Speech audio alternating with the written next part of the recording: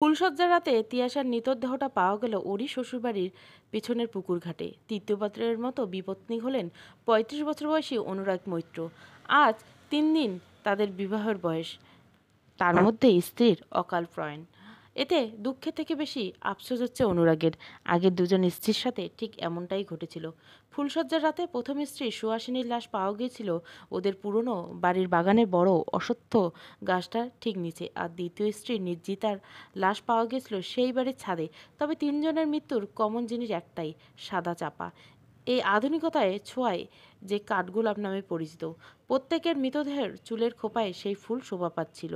একটু আগে স্ত্রীর শেষকৃত্য সম্পন্ন করে বারান্দায় দাঁড়িয়ে সিগারেট ধরল অনুরাগ। পেশায় একজন ডাক্তার সে, তবুও এই 3টি খুনের রহস্য জানা নেই তার। প্রত্যেক তদন্তে প্রত্যেকবার স্বাভাবিক মৃত্যু বলে দেখিয়েছে রিপোর্ট। রাগ অনুরাগ ঘুরে তাকালো না। ও স্পষ্ট জানতো ওর মা এখন আসবে এই রুমে।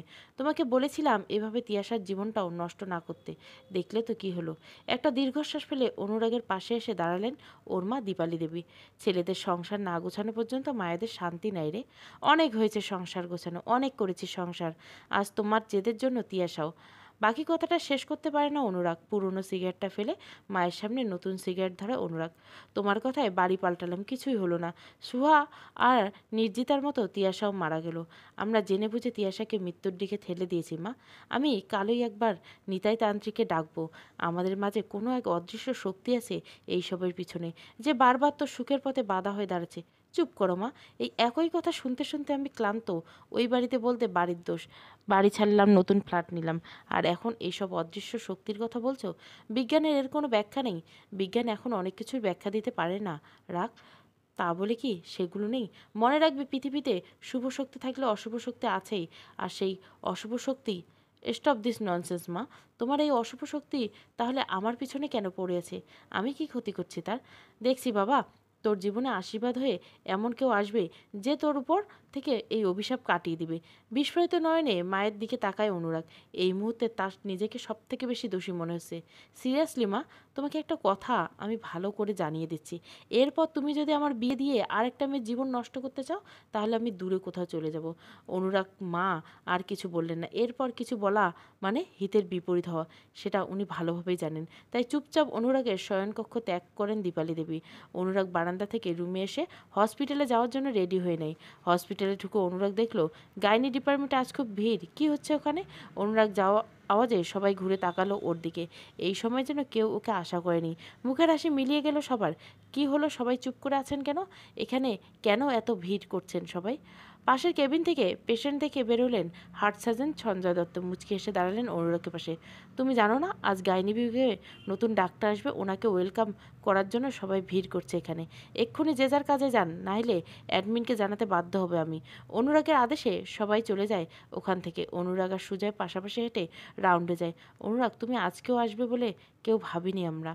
নিজের পার্সোনাল জিনিসের জন্য প্রফেশনাল দিকে হ্যাম্পার হোক সেটা আমি চাই না। তোমার সাথে এগুলো কি হচ্ছে বলো তো? আমি সাজেস্ট করব তুমি তোমার বাড়িতে একটা পুজো করো। তোমাদের উপর মনে হচ্ছে কোনো অভিশাপ লেগেছে। অবাক নয়নে সুজয়ের দিকে তাকায় অনুরাগ। সুজয় অনুরাগের থেকে সিনিয়র, দুজনের মধ্যে খুব ভালো বন্ধুত্ব। তুমি একজন ডাক্তার হয়ে এসব বিশ্বাস করো সুজয় দা?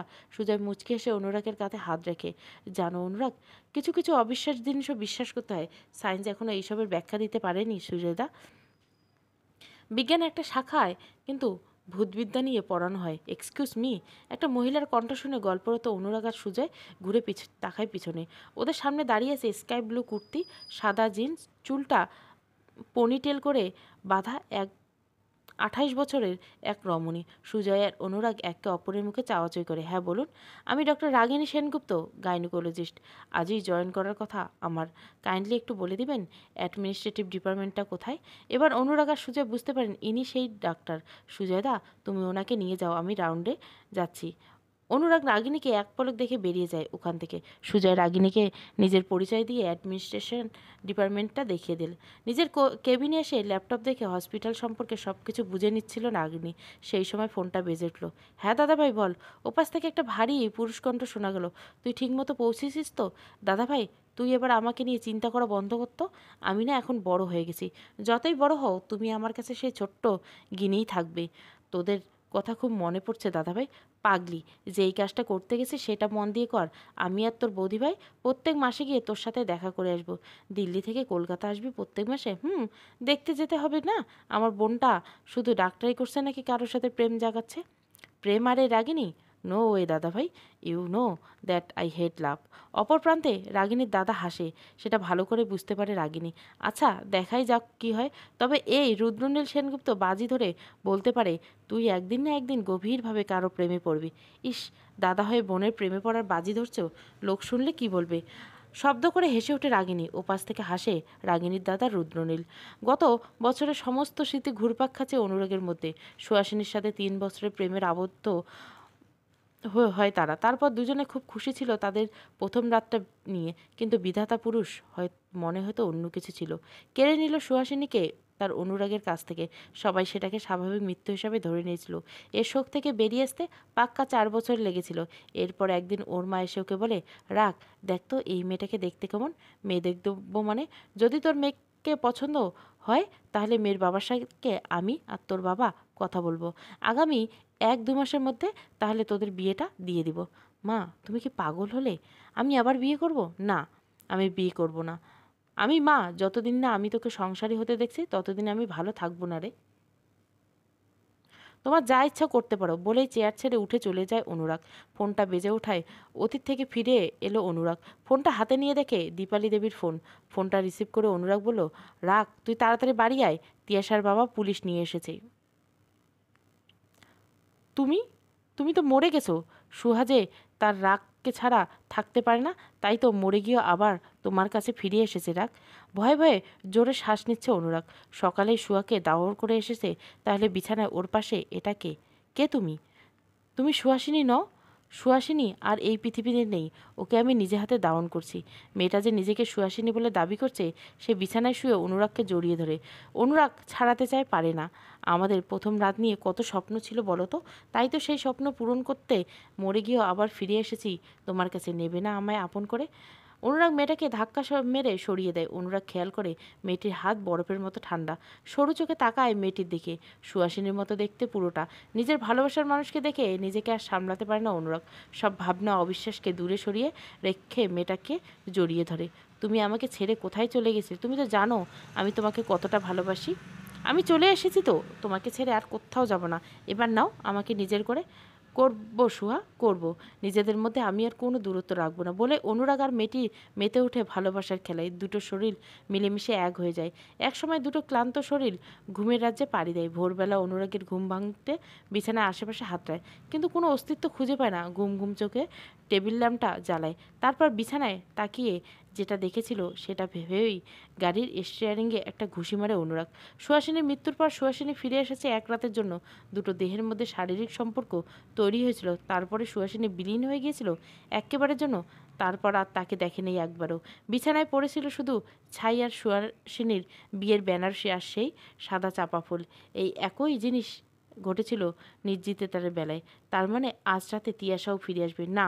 আজ আমি কিছুতে ওর কথা শুনবো না, ওকে জিজ্ঞাসা করব সব কথা। ভেবে মুখে এক প্রশান্তির হাসি ফুটে ওঠে অনুরাগের। গাড়িটা পুনরায় চালু করে বাড়ির উদ্দেশ্যে রওনা দেয় অনুরাগ। বাড়িতে ঢুকতে দেখতে পায় পুলিশরা ঘিরে ধরে আছে ওর মা আর বোনকে। আর তার পাশে দাঁড়িয়ে দাঁড়িয়ে পুলিশ এটা ওটা বোঝাচ্ছে তিয়াশার বাবা। অনুরাগের বোন অনুরূপা অনুরাগকে দেখে এসে জড়িয়ে ধরে। দেখ না দাদা, ওরা তোকে ধরে নিয়ে যাবে বলছে। অনুরাগকে লক্ষ্য করে তিয়াশার বাবা পুলিশদের উদ্দেশ্যে বলে, ওই যে দেখুন অফিসার, ওই যে আমার মেয়ের খুনি। আমার মেয়েকে প্ল্যান করে খুন করেছে। পুলিশরা এগিয়ে যায় অনুরাগের দিকে। ডক্টর অনুরাগ, তীর্থঙ্কর বাবু যেটা বলেছেন সেটা সত্যি? আপনি খুন করেছেন তিয়াশা দেবীকে? না অফিসার, এটা সত্যি নয়, আমি খুন করিনি তিয়াশাকে। তীর্থঙ্কর বাবু আবার বলেন, ও মিথ্যে বলছে অফিসার। এর আগেও ওর দুটো স্ত্রীকে ফুলসজ্জার রাতে মেরে ফেলেছে, আর আমার মেয়ে তিয়াকেও। তিয়াশা দেবী আপনার তৃতীয় স্ত্রী? হ্যাঁ অফিসার। আগে দুজন স্ত্রী কীভাবে মারা গেলেন? তিয়াশার মৃত্যুর মতো ওদের মৃত্যুটা রহস্যজনক। এই রহস্য এখনও পর্যন্ত কেউ উদ্ধার করতে পারেনি। ও মিথ্যে বলছে অফিসার, ওই মেরে দিয়েছে আমার মেয়েটাকে আর আগের দুজনকে। আপনি ভুল ভাবছেন বাবা। আমি মানছি আপনাদের সবটা না জানি আমি তিয়াশাকে বিয়ে করেছি, কিন্তু আমি খুনি নই। ডক্টর অনুরাগ, এখন সব সন্দেহের তীর আপনার দিকে। আমরা আপনাকে অ্যারেস্ট করতে বাধ্য হয়েছি। কথাটা শুনে দীপালি দেবী এগিয়ে আসেন। আপনারা এভাবে সন্দেহ বসে আমার ছেলেকে অ্যারেস্ট করতে পারেন না ম্যাডাম। ম্যাডাম, আমাদের কাজ আমাদেরকে করতে দিন, বাধা দিবেন না। কিছু একটা ভেবে অনুরাগের মুখে হাসি ফুটে ওঠে। না মা, ওনাদেরকে বাধা দিও না, আমি থানায় যাব ওদের সঙ্গে। এসব কি বলছিস তুই, রাখ। আমি ঠিকই বলছি অফিসার, নিয়ে চলুন আমাকে। পুলিশের গাড়িতে বসে আছে অনুরাগ। এখন তার একটাই লক্ষ্য, দেখবে থানায় আজ কীভাবে তিয়াশা আসে। আমি রাত্রিতে থানায় থাকলে তিয়াশা হয়তো আসবে, তবে আমার সাথে ফিজিক্যাল রিলেশনের জন্য ফোর্স করতে পারবে না। আমাকে এই রহস্যের সমাধান করতে হবে। তিয়াশার সাথে আমাকে কথা বলতে হবে, আমাকে জানতে হবে এসব কেন হচ্ছে আমার সাথে। দক্ষিণ দিকে জানলাটা খুলে দিতে একরাশ হাওয়া আসে ভিড় করে রাগিনীর মুখে। কফির মগটা নিয়ে জানলার বসে রাগিনী। একটু আগে হসপিটালে ডিউটি শেষ করে নিজের ফ্ল্যাটে এসেছে রাগিনী। সকালে ডিউটি থাকায় সেটা সন্ধ্যায় শেষ হয়ে গেছে। জানলায় রাখা ওর প্রিয় সাদা চাপা গাছটায় হাত বুলে রাগিনী একটা চাপা ফুল ছিঁড়ে নিজের কানে গুঁজে দেয়। সারাদিনের ব্যস্ততার জন্য প্রিয় মানুষটার খোঁজ নিতে পারেনি সে। মিস ইউ পাকা বুড়ি। পিন্নি, তোকে ছাড়া এই প্রথম এত দূরে এসেছি। খুব মিস করছি রে তোকে। 3 বছরের ভাইজির কথা ভেবে আফসোস করে রাগিনী। জন্মের পর থেকে মায়ের থেকেও বেশি এই পিন্নির সাথে থেকেছে সে। ফোনটা বেজে উঠে রাগিনীর। ফোনটা হাতে নিতে রাগিনীর মুখে হাসি ফুটে ওঠে। তার পাকা বুড়ি তাকে ভিডিও কল করছে। এই রুষা, তুই কাঁদছিস কেন? পিন্নি, তুই কোথায়? তুই আমার কাছে আসিস না কেন? কাঁদে না বাবু, পিন্নি একটু কাজে এসেছে বাবা, খুব তাড়াতাড়ি তার রুষার কাছে চলে যাবে। তুই সত্যি বলছিস তো? কি করছিস তুই? খেয়েছিস? তুই না খেলে এলে খাবো না, এরকম করে না। আমি তো প্রমিস করছি তাড়াতাড়ি তোমার কাছে চলে যাব। এখন খেয়ে নাও, না হলে মাম্মা তো কষ্ট পাবে বলো। ঠিক আছে, তুই তাড়াতাড়ি চলে আসবো। এখন খেয়ে নাও, খেয়ে নিয়ে আবার কথা বলবো। ফোনটা কেটে পাশে রাখা রবি ঠাকুরের গল্পগুচ্ছ বইটার উপর ফোনটা রাখে রাগিনী। তারপর চোখ যায় জানলার বাইরে। একটা পরিচিত মুখ দেখে থমকে যায় রাগিনী। ওটা রূপা না? ওখানেও কী করছে? আর ওটাকে ওর হাজবেন্ড? যাবো একবার, যাই বরং। চোখে চশমাটা পরে নিয়ে ফ্ল্যাট থেকে বেরিয়ে ফ্ল্যাটের চাবি দিয়ে সামনে রাস্তার মোড়ে যায় রাগিনী। গিয়ে রূপার কাঁধে হাত রেখে রূপা ঘুরে চমকে যায়। গিনি, তুই? হ্যাঁ, কলকাতার হসপিটালে আমাকে ট্রান্সফার করা হয়েছে পরশু এখানে এসে। তুই এখানে কি করছিস? আমার দাদা জেলে, ওকে ছাড়াতে যাচ্ছিলাম। জেলে মানে? সে অনেক কাণ্ড, পরে বলবো। এখন গিনি, ইনি আমার হাজবেন্ড তথাগত, আর তথা এ আমার দিল্লির বন্ধু রাগিনী। তথা আর রাগিনী দুজন দুজনের সাথে পরিচয় হয়। গিনি, একদিন তাহলে আমাদের বাড়িতে আয়, দুজন মিলে আড্ডা দেওয়া যাবে। যাব, তোর দাদার কেসটা মিটুক, তারপর তোর কাছে গল্প শুনতে যাব। ঠিক আছে, তাহলে আজকে আসি, আমার দেরি হয়ে যাচ্ছে। আয়। অপরূপা আর তথাগত চলে গেলে রাগিনী ফ্ল্যাটে ফেরার জন্য পিছনে ঘুরে একটা কালো ছায়া সরে যায়। এক মুহূর্তের জন্য গায়ে কাঁটা দিয়ে ওঠে রাগিনীর।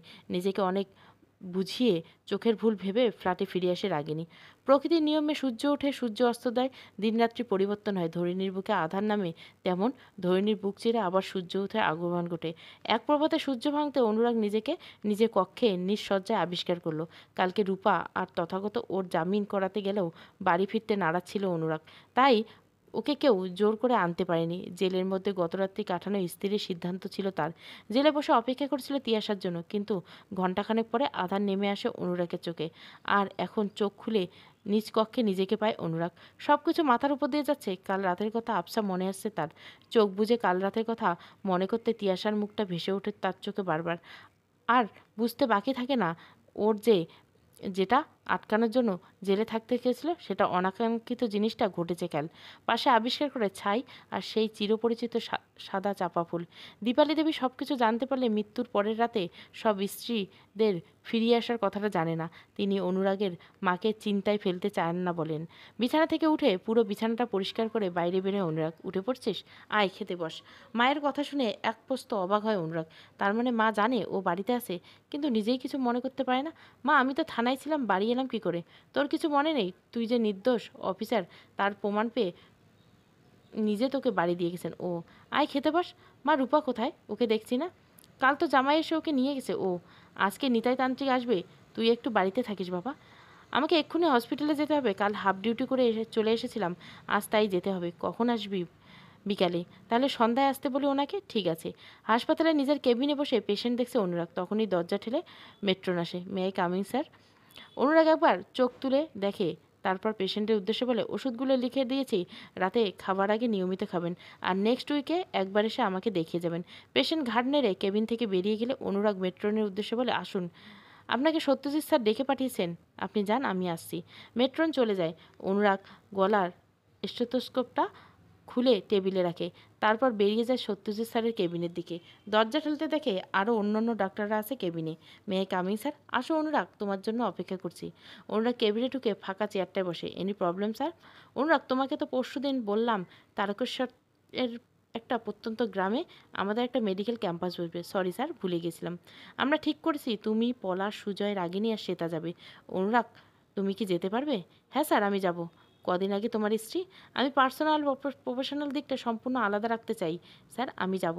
কদিনের জন্য ক্যাম্পটা? 3 দিন। কাল মেডিকেল টিমের সাথে তোমরা রওনা দিও। Okay sir. বাড়ি ফিরতে ফিরতে সন্ধ্যা হয়ে যায়। অনুরাগ গিয়ে দেখে নিতাইতান্ত্রিক সোফায় বসে আছেন আর উল্টো দিকে চেয়ারে ওর মা বসে আছেন। ওই তো, রাগ এসে গেছে। যা, ফ্রেশ হয়ে আয়। অনুরাগ নিজের রুমে চলে যায়। নিতাই তান্ত্রিক অনুরাগের দিকে সরু চোখে তাকায়। দীপা, তোর ছেলের জীবনে এবার পরিবর্তন আসতে চলেছে। ওর জীবনে অভিশাপ কাটাতে কেউ আসছে। এসবের থেকে এবার ও মুক্তি পেতে চলছে। বাবা, আমার ছেলের সাথে এমন কেন হচ্ছে? অতৃপ্ত বাসনা নিয়ে সে ফিরে এসেছে। তার সাথে ঘটা কোনো অন্যায়ের প্রতিশোধ নিচ্ছে সে। কাউকে ছাড়েনি ও। অনুরাগের প্রত্যেকটা বউকে মেরেছে। অনুরাগ আবার বিয়ে করলে সেই মেয়েকেও মেরে দিবে। ওকে বাবা, আমার তো কারোর সাথে কোনো অন্যায় করিনি। তাহলে আমাদের ওর কিসের প্রতিশোধ? ওর খুব পুরনো প্রতিশোধ। কাউকে ছাড়বে না ও। এর থেকে আমাদের বাঁচান বাবা, আমার ছেলেকে উদ্ধার করুন। সে খুব শক্তিশালী, আমার সাধ্য নেই তাকে শেষ করার। তবে কেউ তো একজন আসবে তাকে শেষ করতে। সে কে বাবা? কে আমাদের এই অভিশাপ থেকে বাঁচাবে? আমাকে বলুন না কে। চুলগুলো তার কোমর পর্যন্ত বিছানো। বাম কাঁধে একটা জন্মদাগ আছে। গলার ডান দিকে একটা বড় কালো তিল বিরাজমান। আর এর বেশি আমি কিছুই জানি না। তোদেরকে খুঁজে বের করতে হবে তাকে। না পুরুষ, নারী তার শুভ শক্তি দিয়ে সে এই অশুভ শক্তির বিনাশ করবে। অনুরাগ ড্রয়িং রুমের আসার সময় দরজার কাছে দাঁড়িয়ে সবটা শুনছে। গলায় কালো তিলও আগে দেখেছে, কিন্তু কার গলায় দেখেছে সে কিছুতেই মনে করতে পারছে না। মেডিকেল টিমের গাড়ি ইতিমধ্যে রওনা দিয়েছে তাদের গন্তব্যের উদ্দেশ্যে। অনুরাগ চেয়েছিল নিজের গাড়িটা নিয়ে যেতে, কিন্তু সত্যজিৎ স্যার বলে দিয়েছে সবাই টিমের সঙ্গে যাবে। অনুরাগ সবার শেষে বাসে ওঠার নিজের পছন্দ মতো সিটে বসতে পারে না সে। একটা সিট ফাঁকা ছিল, সেটা আবার রাগিনীর পাশে। বাধ্য হয়ে সেখানে বসতে হয় অনুরাগকে। শহর ছড়িয়ে ওদের বাস যখন গ্রামের পথে, রাগিনীর চুলগুলো হাওয়ায় দোলতে বারবার অনুরাগের মুখে ধাক্কা খাচ্ছিল। খুব বিরক্ত লাগে অনুরাগের। রাগিনী সেদিকে খেয়াল নেই। ও এক মনে গ্রামের পরিবেশ উপভোগ করছে। ডক্টর রাগিনী? কোনো সাড়া পায় না অনুরাগ। রেগে গিয়ে একটু জোরেই ডাকে, ডক্টর রাগিনী। থতমত হয়ে যায় রাগিনী। হঠাৎ কী হলো বুঝতে পারে না রাগিনী। কী হলো? চুলগুলো বাঁধুন, আমার মুখে এসে পড়ছে। রাগিনী এবার খেয়াল করলো ও চুল খুলে রেখেছে। তৎক্ষণাৎ হাত ব্যাগ থেকে চুলের ক্লিপটা বার করে খোপা থেকে আটকে দেয় রাগিনী। সরি, আসলে আমি খেয়াল করিনি। It's okay. আর কোনো কথা হয় না দুজনের মধ্যে। যে যার মতো ব্যস্ত হয়ে যায়। অনুরাগ কানে হেডফোন গুঁজে ফোনে গান চালিয়ে দেয় আর রাগিনী আবারও গ্রামের সবুজ শ্যামলতা উপভোগ করতে থাকে।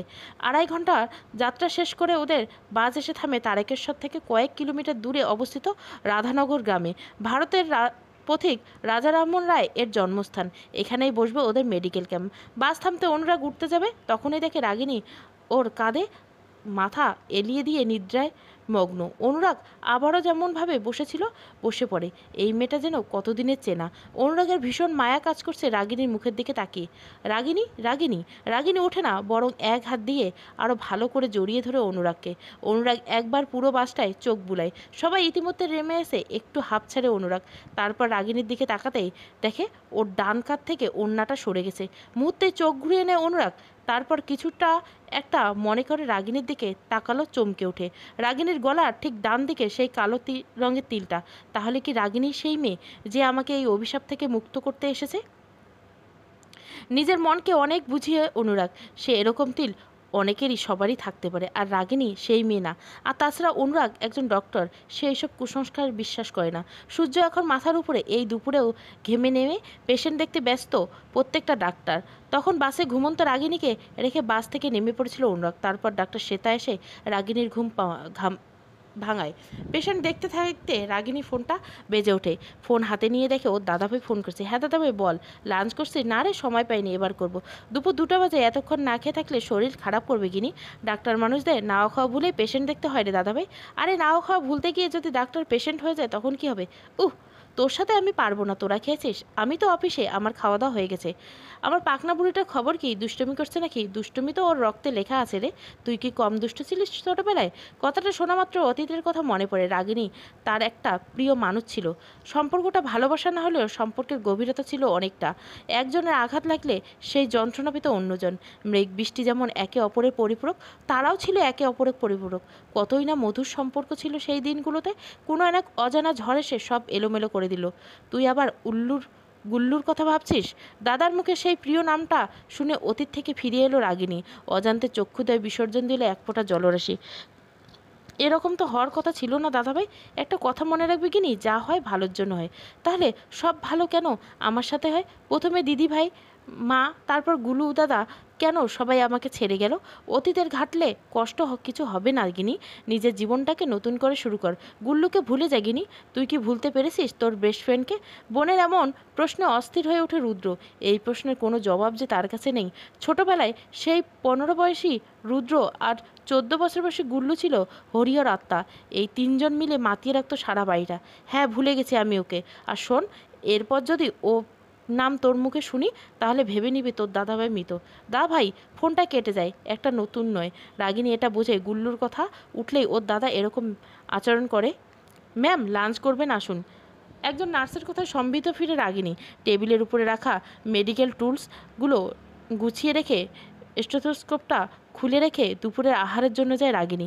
রাত্রিবেলা থাকার পর গ্রামীণ জনতার পক্ষ থেকে ওদের জন্য একটা স্কুল বাড়ি ঠিক করা হয়েছিল। ওদের শিবির থেকে 5 মিনিট দূরত্ব ওই স্কুলটা। রাত্রি 9টার দিকে সবার রাত্রিকালীন আহার শেষ করে যে যার ব্যাগ নিয়ে হাঁটা দেয় সেই স্কুলটির উদ্দেশ্যে। স্কুলটির দুতলা, নিচে 3টি রুম আর উপরে 3টি রুম। মূলত একটা প্রাইমারি স্কুল। উপরে একটা আর নিচে 2টো বাথরুম আছে। 6টা রুমের মধ্যে 4টা রুমে ওদের থাকার ব্যবস্থা হয়েছে। নিচে 3টি, উপরে একটা। সব চেয়ার, টেবিল, বেঞ্চ সরিয়ে অন্য রুমে রাখা হয়েছে। আর প্রত্যেকটা রুমে মাদুরি আর কয়েকটা গদি বালিশ রাখা আছে। অনুরাগকে কোনো রুমে থাকবে সব কিছু ঠিক করে দেয়। মোট 20 জন থাকা ঠিক হয়। প্রত্যেকটা রুমে 5 জন করে, 10 জন মহিলা আর 10 জন পুরুষ থাকায় আরও সুবিধা হয় যায় বন্টনে। হাতের উপরে মাথা রেখে শুয়ে আছে রাগিনী। কিছুতেই ঘুম আসছে না তার। চোখ বুজলে ছোট্টবেলার সেই মধুর স্মৃতিগুলো ফিরে ফিরে আসে রাগিনীর অন্তরে। অন্যদিকে অনুরাগও ভেবে চলছে পুরনো সেই খারাপ স্মৃতিগুলো। কোনো এক অজানা রহস্য তার থেকে সমস্ত সুখ কেড়ে নিয়েছে। 7 দিন আগে তিয়াশা আর ওর বিয়ে হয়েছিল, অথচ তিয়াশা আজ নেই। সবাই চলে যাচ্ছে। অনুরাগ, একটা কর্কশ মহিলার কণ্ঠস্বর কর্ণগোচর হতে শোয়া থেকে উঠে বসলো অনুরাগ। সামনে থাকা দক্ষিণমুখী জানলার দিকে দৃষ্টি যেতে ওর সামনে ভেসে ওঠে লাল বেনারসি শাড়িতে সজ্জিত তিয়াশার মুখটা। হৃদকম্পন বেড়ে গেল অনুরাগের। এইসব আত্মায় বিশ্বাস করে না ডক্টর অনুরাগ। এক মুহূর্তের জন্য বিশ্বাসী হয়ে উঠল অশুভ শক্তির। আজ ওকে তিয়াশার সাথে কথা বলতে হবে। সেই প্রতিজ্ঞা নিয়ে উঠে দাঁড়ালো অনুরাগ। বাকি সবাই এখন ঘুমে মগ্ন। পা টিপে টিপে অনুরাগ বাইরে বেরোলো। বাইরের গ্রিলটা হয় মূল ফটকের বাইরের সব কিছুই দৃশ্যমান। বাইরে যাওয়ার জন্য মূল ফটকের দরজায় হাত লাগালো অনুরাগ। কে ওখানে? মহিলার কণ্ঠ শুনে ঘুরে তাকালো অনুরাগ। ওর সামনে এখন রাগিনী দাঁড়ানো। পূর্ণিমার আলোয় দুজনকে চিনতে পারলো ওরা। এত রাতে আপনি বাইরে কেন যাচ্ছেন ডাক্তার অনুরাগ? কি বলবো খুঁজে পায় না অনুরাগ। এই অদ্ভুত শক্তিটার কথা বলা মানে রাগিনীর কাছে নিজেকে হাসির পাত্র করে তোলা। এমনি ঘুম আসছিল না, তাই ভাবলাম একটু ঘুরে আসি বাইরে থেকে। এটা আপনার শহর না ডক্টর অনুরাগ। গ্রামে এত রাত্রে এরকমভাবে বাইরে বেরোয়া ঠিক না। দিল্লিতে জন্ম হয়ে গ্রাম সম্পর্কে এত আইডিয়া আপনার? রাগিনী হাসে। অনুরাগ তাকিয়ে থাকে সেই পানে। জন্মটা আমার এরকম কোনো এক গ্রামে। জন্মের পর কয়েকটা বছর গ্রামে কেটেছে আমার। Wow, that's great. বাট আপনি এত রাতে বাইরে কেন? অচেনা জায়গা তো, ঘুম আসছিল না। চলুন তাহলে কিছুক্ষণ গল্প করা যাক। না মানে আপনি যদি রাজি থাকেন। রাগিনী হাসে। এখন ওর কিছুতেই ঘুম আসবে না। বেদনাদায়ক অতীতকে কিছুক্ষণ ভুলে থাকার একমাত্র উপায় কারোর সাথে গল্পে মেতে ওঠা। চলুন। দুজনে মিলে একতলা সিঁড়িতে বসে। অনুরাগ একটা সিঁড়ির ওপরে আর রাগিনী একটা সিঁড়ি নিচে। রাগিনী কী বলবে খুঁজে পায় না, তাই অনুরাগ শুরু করে। আপনার হাজব্যান্ড কি দিল্লিতে সেটেল? আমার বিয়ে হয়নি। আমি দাদা বৌদির সাথে দিল্লিতে থাকতাম। ও সরি, ইটস ওকে। তাহলে দিল্লি ছেড়ে কলকাতার হসপিটালে জয়েন করলেন কেন? বলতে পারেন কারো সন্ধানে। একটা ভুরু উঁচু করে অনুরাগ। খুব আগ্রহ জাগছে রাগিনীর সম্পর্কে জানতে। বয়ফ্রেন্ড? দুদিকে মাথা না করে রাগিনী, যার অর্থ না। তাহলে শৈশবের প্রিয় মানুষ? কোনো যোগাযোগ নেই তার সাথে। হারিয়ে ফেলেছি। কিভাবে? শুধু আমার কথাই শুনবেন? আপনার কথাও শোনান। অনুরাগ একটা তাচ্ছিল্য হাসে হাসে, যার অর্থ এখনও পর্যন্ত অজানা রাগিনীর কাছে। 3টে বিয়ে আমার, তিনজনে মৃত। অবাক হয় রাগিনী। তিনজনে মৃত? এটা কিভাবে? এই রহস্যের পিছনে তো আজ আমিও ছুটেছি বছর সাতেক ধরে। কোনো সুরাহা করতে পেরেছেন? অনুরাগ ডানে বামে দুদিকে মাথা নাড়ে, যার অর্থ না। রাগিনী বিস্ময়ে শেষ নেই। কোনো ডিটেকটিভকে অ্যাপয়েন্ট করুন। এই রহস্যের সমাধান কোনো ডিটেকটিভই করতে পারবেন। আপনি এতটা শিওর হচ্ছেন কী করে? কলকাতায় এমন কোনো ডিটেকটিভ নাই যে এই কেসটার হাত দেয়নি। সবাই বরং ব্যর্থ, এবং যারা এসেছিল পরবর্তীতে তাদের আর খোঁজ পায়নি। শুধু শুনেছিলাম কলকাতা ছেড়ে চলে গেছে। আপনি তাহলে বলছেন এগুলো কোনো ভৌতিক ব্যাপার?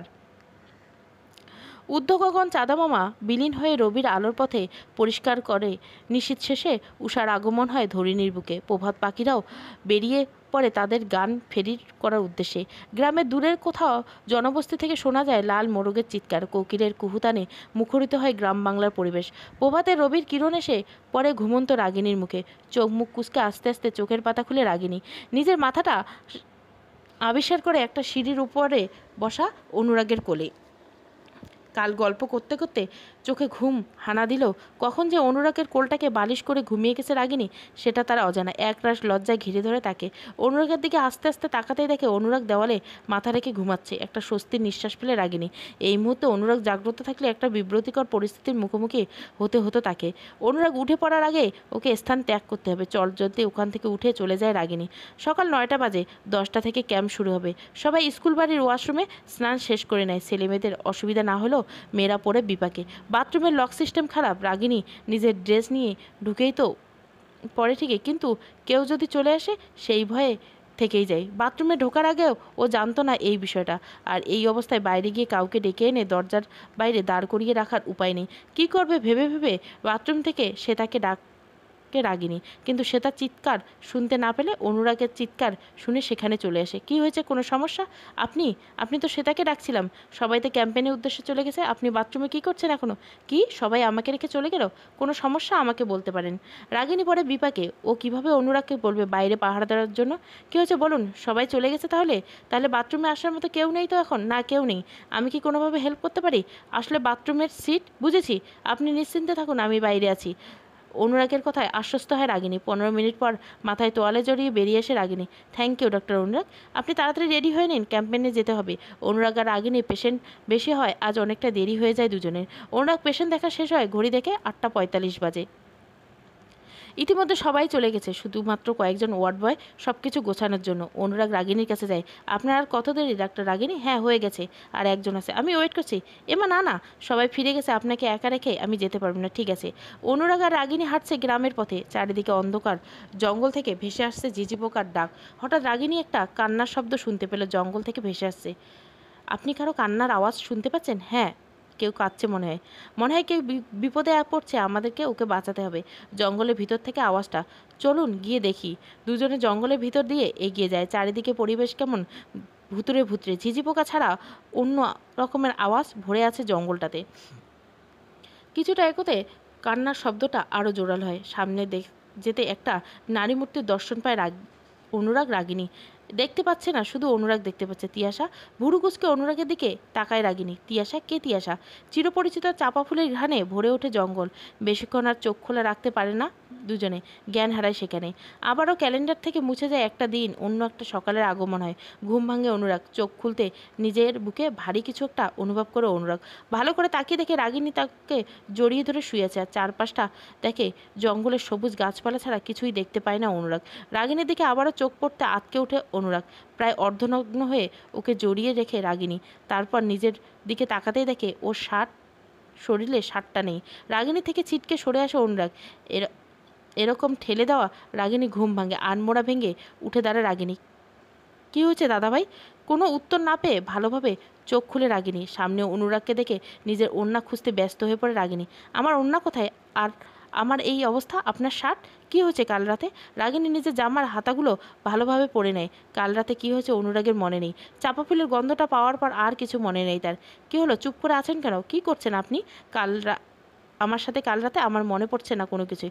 বিশ্বাস করেন আমি কিছু করিনি, অজ্ঞান হয়ে গিয়েছিলাম, এইটুকু মনে আছে শুধু।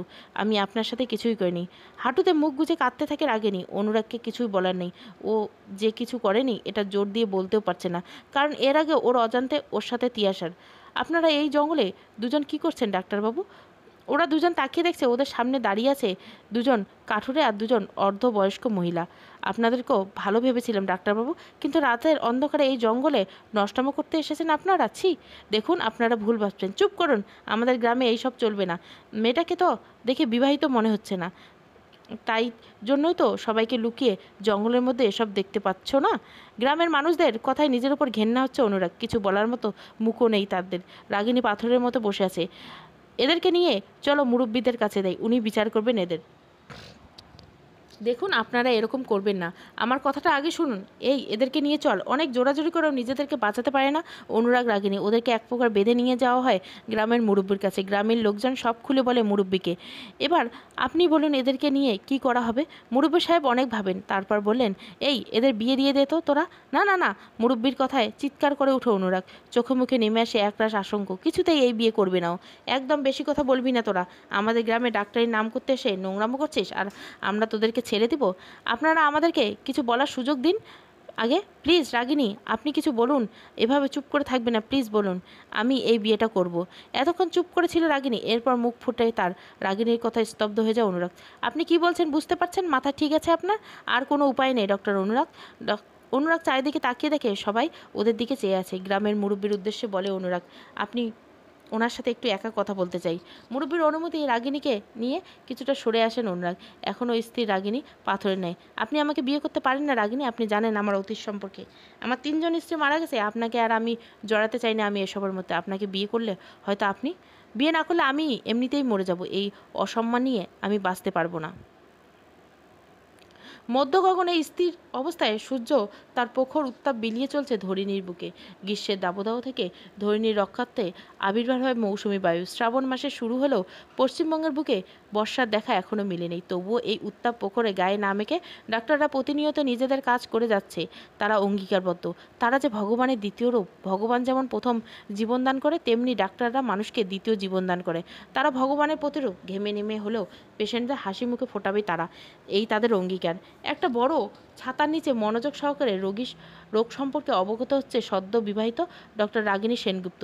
মৃত বাবা মা আর প্রাণপ্রিয় দাদা বৌদিকে আত্মসম্মানের হাত থেকে বাঁচাতে নিজের অতীতকে, সেই ছোটবেলার ভালোবাসাকে ভুলে নিজের জীবনটাকে দান করেছে অনুরাগকে। তবে গ্রামের বাসিন্দারা তাদের উপর বদনাম দিলেও সে এই বিষয়ে পুরোপুরি অবগত যে তার সম্মানহানি হয়নি। অনুরাগের সম্পর্কে তার কোনো রকম সম্পর্ক গড়ে ওঠেনি কাল রাতে। সবটাই রহস্য। এই রহস্য উদ্ঘাটন জন্য হলেও অনুরাগকে স্বামী হিসেবে মেনে নেবে রাগিনী। অনুরাগের অতীত বর্তমান নিয়ে খুব কৌতূহলী সে। একটা মেলি কণ্ঠে ভাবনা থেকে বেরিয়ে এলো সে। সামনে চেয়ে দেখে শ্বেতা দাঁড়িয়েছে, আর সেই পেশেন্টও চলে গেছে। রাগিনী, লাঞ্চ করে নেবে চলো, একটু রেস্ট নিয়ে বিকেলে কলকাতার উদ্দেশ্যে রওনা দিতে হবে। আমার খিদে নেই, আমি স্কুলে যাচ্ছি। আচ্ছা। রাগিনী এখন কিছুই ভালো লাগছে না। বিয়ের বিষয়ে দাদাকে এখনও কিছুই জানায়নি সে। কীভাবে বলবে, কোন মুখে বা বলবে, এই কথাগুলো তো বলা যাবে না। নিজের মেডিকেল টুলস বাক্সটা গুছিয়ে রেখে স্কুল বাড়ির দিকে রওনা দেয় রাগিনী। মিনিট 10-এর মধ্যে পৌঁছে যায়। গিয়ে একটু বসে চোখ বুঝলে সকালের ঘটনাগুলো ভাবতে থাকে। 100 বছরের পুরনো মা কালীকে সাক্ষী রেখে অনুরাগের সাথে তার বিয়ে হয়েছে। অনুরাগের প্রাক্তন বউগুলোর মতো কি রাগিনীও মারা যাবে? এই সবের মাঝখানে একটা আধভেজা মহিলার কণ্ঠ শুনে চমকে যায়। এই বিয়ে করে তুই ঠিক করছিস? চলে যা, চলে যা তুই ওই অনুরাগ মৈত্রীর জীবন থেকে। গলা শুকিয়ে আসে রাগিনী। এই 28 বছর জীবনে এই প্রথম অলৌকিক কিছু দেখেছে সে। কথার উৎস সে খুঁজে না পেলেও তার সামনে কারো উপস্থিতি সে অনুভব করতে পারছে। কে কে তুমি? সামনে আসছো না কেন? চলে যা তুই এখান থেকে। আমার প্রতিশোধ পূর্ণ করতে দে। তুই থাকলে আমি কোনোদিন ওই অনুরাগের পরিবারের উপর থেকে প্রতিশোধ নিতে পারবো না। কিসের প্রতিশোধ? কিসের জন্য পড়ে আছো তুমি অনুরাগের পেছনে? ও কি ক্ষতি করেছে তোমার? অট্টহাসিতে ফেটে পড়ে অদৃশ্য মানবীটা। রাগিনীর ভয়ে হাত পা কাঁপলেও সে নিজেকে শক্ত করে রেখেছে। কি হলো বলছো না কেন? কোন প্রতিশোধের স্পৃহা থেকে ওই মানুষটা থেকে সব সুখ কেড়ে নিচ্ছ তুমি? আর আমার সুখ আমার কাছ থেকে কেন কেড়ে নেওয়া হলো? আমার ভবিষ্যৎটা? মানে কে ভবিষ্যৎ কেড়ে নিয়েছে তোমার থেকে? সবটা জানার পর তুইও অনুরাগ মৈত্রকে ঘৃণা করবি রে? পিঠে কারো স্পর্শ পেয়ে ঘুরে তাকায় দেখে অনুরাগ তার সামনে দাঁড়িয়েছে। রাগিনী হঠাৎ করে মনে হলো সেই অদৃশ্যটা শক্তিটা আর নেই এখনও। হয়তো অনুরাগের উপস্থিতি বুঝতে পেরে চলে গেছে। আপনি কার সাথে কথা বলছিলেন আপনি? এখানে তো কেউ নেই। না, আসলে দাদার কথা খুব মনে পড়ছে, তাই একা একাই বকবক করছি। রাগিনীর এই মেশকি হাসিটা অনুরাগ বিশ্বাস না হলেও মুখে আর কিছু বলে না। তার এখন চিন্তা রাগিনীকে নিয়ে। বাকিদের মতো রাগিনী যদি আর ভাবতে পারে না অনুরাগ। শুনলাম খেয়ে আসেনি, খাননি কেন? খিদে নেই, সকাল থেকে কিছুই খাননি আপনি, এগুলোকে আমার উপর ঘেন্না থেকে করছেন? হাসে রাগিনী, কারণ সে অনুরাগকে বিশ্বাস করতে শুরু করছে। অনুরাগ যে এমনটা করবে না সেটা সে জানে। আপনি নিশ্চিন্তে থাকুন ডাক্তার অনুরাগ, কাল রাতে আমাদের মধ্যে কিছু হয়নি। মানে তাহলে কি আপনি ইচ্ছে করেই? মাথা গরম হয়ে আসে রাগিনী। সে তো অনুরাগকে বিশ্বাস করছে। অনুরাগ যদি ওকে একটু বিশ্বাস করতো তাহলে কি একটু ক্ষতি হতো? মেয়ে তো, তাই কি হয়েছে আর কি হয়নি তা ভালো করেই বুঝি আমি। দীর্ঘশ্বাস ফেলে অনুরাগ, তাহলে বিয়েটা করলেন কেন?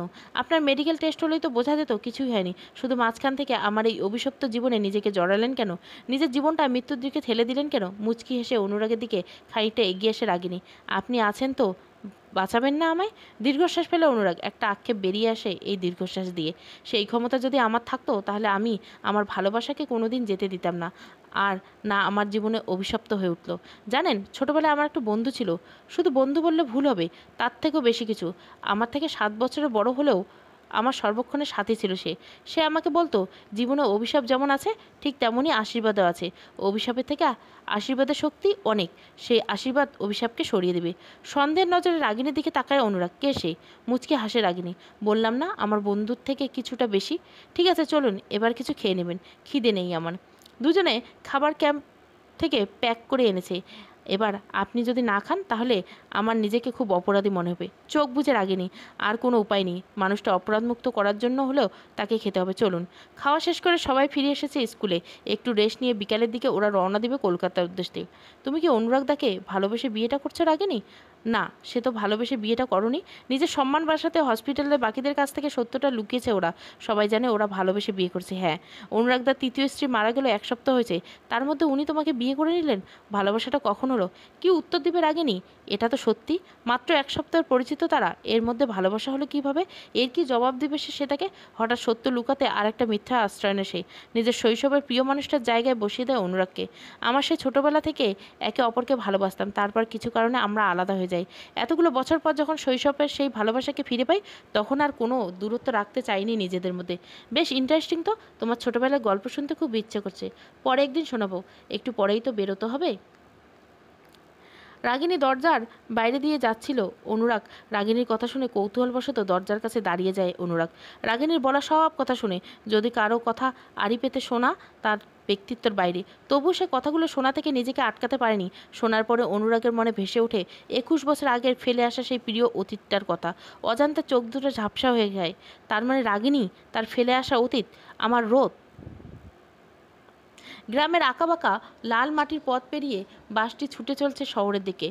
শূন্য নির্জন লোকালয় ছেড়ে ঘন জনবসতি এলাকা কলকাতা শহরের দিকে এগোচ্ছে।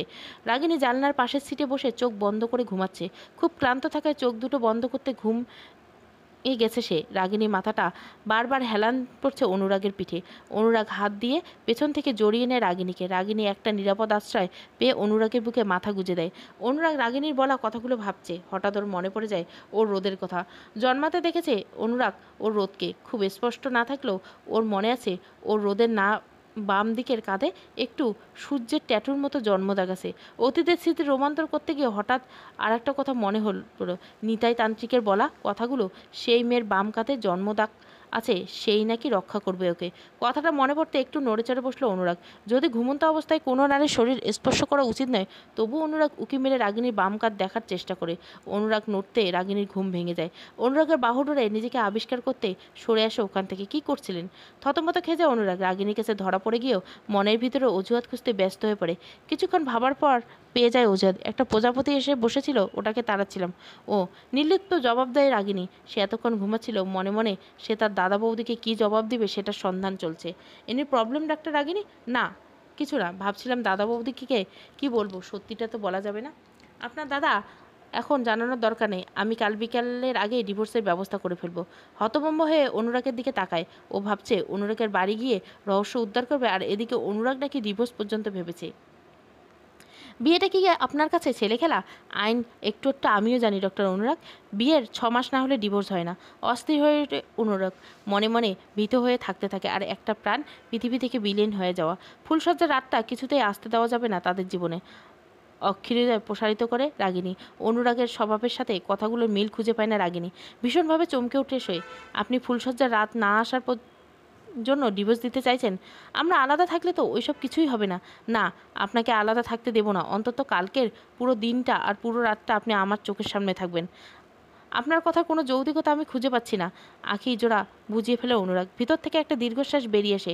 ফুলশয্যার রাতে আমার 3জন স্ত্রী মারা গেছে কি? কিছুক্ষণ নীরব থাকে দুপক্ষ। তারপর অনুরাগ বলে, হসপিটালে সবাই সেটা জানে, সেটাই বলবেন। এটা সহজ ব্যাপার নয় দাদাভাই, কখনো বিশ্বাস করবেন না।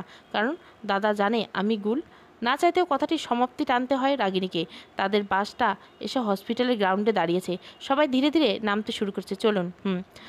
অনুরাগ আবারও রাগেরই নিজেদের লাগেজ নিয়ে নেমে পড়ে। সব ডাক্তাররা রওনা দেয় সত্যজিৎ স্যারের কেবিনের উদ্দেশ্যে। ডাক্তার সত্যজিৎকে ক্যাম্পেনের সমস্ত খরচাপাতি বুঝিয়ে দেওয়া হলো। হসপিটালের গেটের সামনে অটোর জন্য অপেক্ষা করছে রাগিনী। বারংবার হাতে থাকা সময় মেশিনটার সময় পরক্ষণে অবগত হচ্ছে। পরক্ষণে বিরক্ত হয়ে 15 মিনিট ধরে দাঁড়িয়ে আছে সে। একেই রাত 8টা বেজে গেছে, তার উপর একটাও অটো পাচ্ছে না। হঠাৎ গাড়ির হর্নের আওয়াজে পেছনে ঘুরে গাড়ির ফ্রন্ট লাইনটা হাত দিয়ে চোখে চাপা দিয়ে ফেলে সে।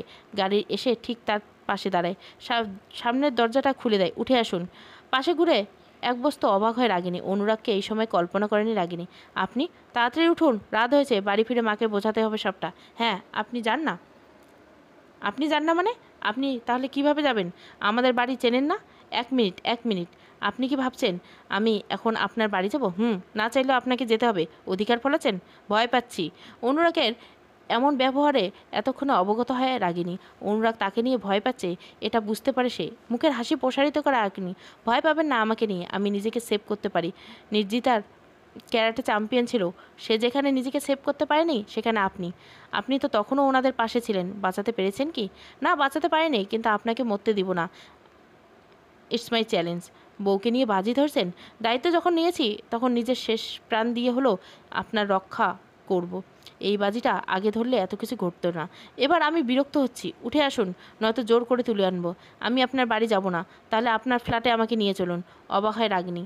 অনুরাগকে কিভাবে সে নিজের ফ্ল্যাটে নিয়ে যাবে? হোটেলের মালিক দেখলে খেপে যাবে।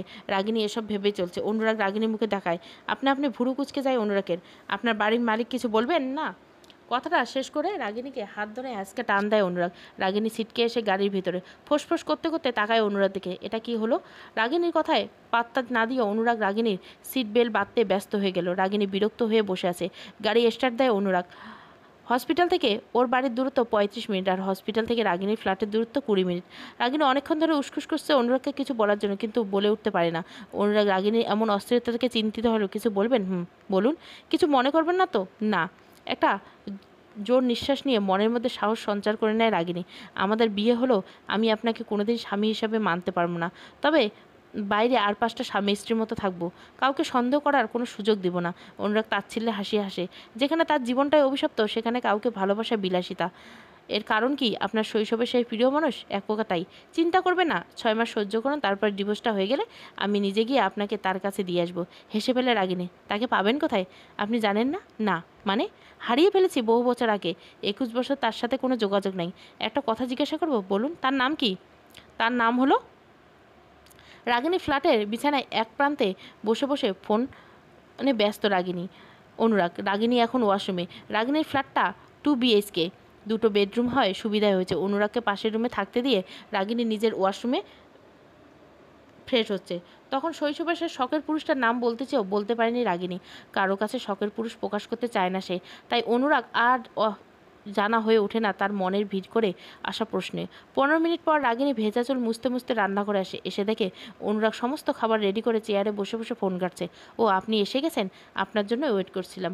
রাগিনীকে দেখে অনুরাগ ফোনটা অফ করে পাশে রেখে দেয়। রাগিনী গিয়ে অনুরাগের সোজাসুজি চেয়ারটাতে বসে। রাগিনীকে দেখে বিস্মিত হয় অনুরাগ। হাতে থাকা ঘড়িটা একবার চোখ বুলিয়ে নেয়। আপনি এত রাতে স্নান করছেন কেন? অস্বস্তি ছিল তাই? তা রাত্রিবেলা ঠান্ডা লেগে যাবে তো? রাগিনী নিঃশব্দে হাসে। নিজের প্লেটে হোটেল থেকে আনা খাবার তুলে নেয় আর অনুরাগের প্লেটে দেয়। অভ্যাস আছে তবুও। খাওয়া শুরু করুন। রাগিনী দেখা দেখে অনুরাগ খাওয়া শুরু করলো। কতক্ষণ ধরে খেতে খেতে এদিক ওদিক চেয়ে চেয়ে অনুরাগ রাগিনীকে কিছু একটা বলতে চেয়েও বলতে পারছে না। রাগিনী লক্ষ্য করছে বিষয়টা। এরকম উৎসুক না করে কি বলবেন বলে ফেলুন। একটা অনুমতি চেয়ে বলুন। অনুরাগ একটু ইতস্তত বোধ করলো, তবু মনে সাহস সঞ্চার করে নেয়। রাতে আপনার সাথে থাকবো। চমকে ওঠে রাগিনী। তারপর ওর বোধগম্য হয় বিষয়টা। ও বুঝতে পারে অনুরাগ আতঙ্কিত। ওকে মরতে দিতে চায় না। অনুমতি গ্রাহ্য। ডিনার শেষে রাগিনী অনুরাগকে ওর রুমে যেতে বলে।